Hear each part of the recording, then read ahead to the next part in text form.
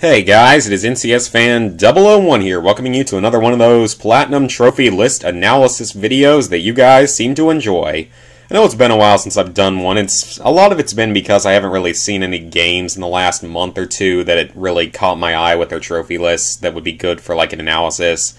Maybe because there haven't been that many like really big games out in the last few months either. Though I'm sure we'll start seeing a lot more this year with things like No Man's Sky and Battlefront 3, Homefront 2, and lots of other pretty good-looking games.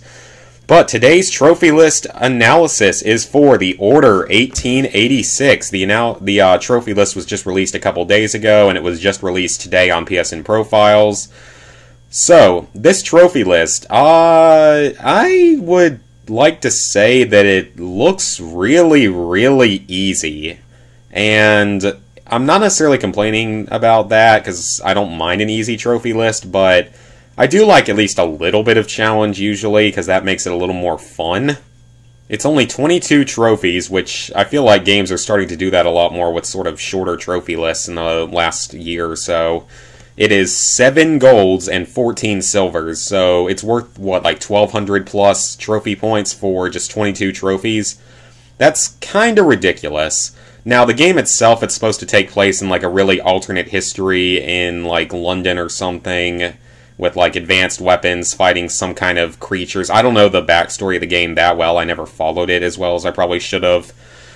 But it looks like it's going to be at least a really fun game, so that's probably going to make up for the easy trophy list. And I've also heard that the game's supposed to take maybe 12 hours to complete, so I would assume this trophy list is actually going to be pretty quick as well. So, let's start looking at the actual trophies, shall we?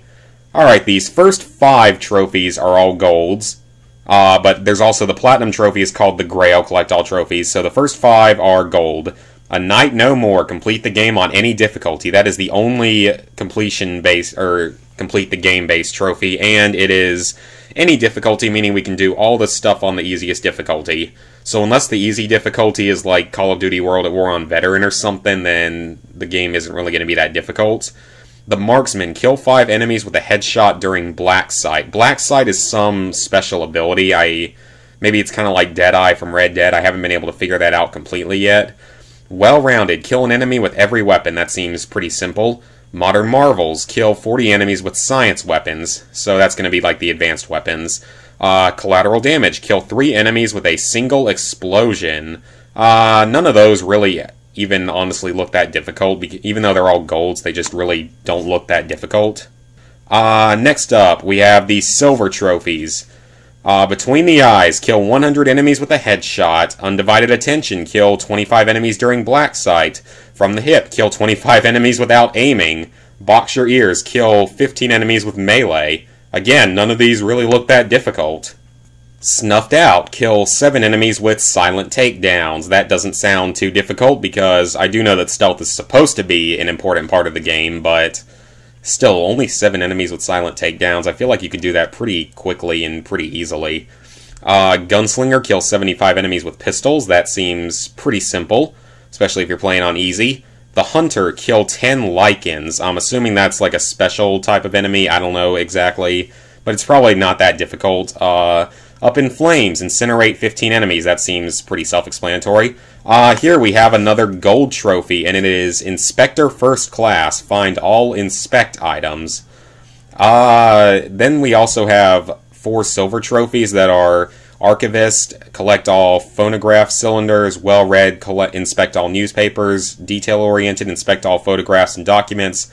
Power of observation, inspect all objects. So it looks like we have a total of 5 collectible trophies, which is quite a bit considering there's only 22 trophies in the game, but I mean, with all those, I'm sure that we can just do typical follow a guide by PowerPix or somebody for all the collectibles. So really, I don't see a whole lot of challenge in that.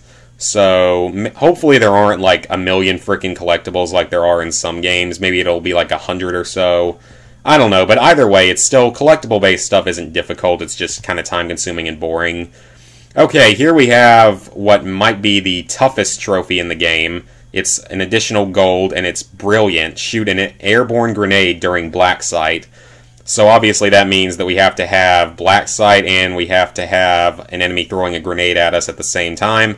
But overall, I mean, if that might be the most difficult trophy, then that really doesn't look that difficult.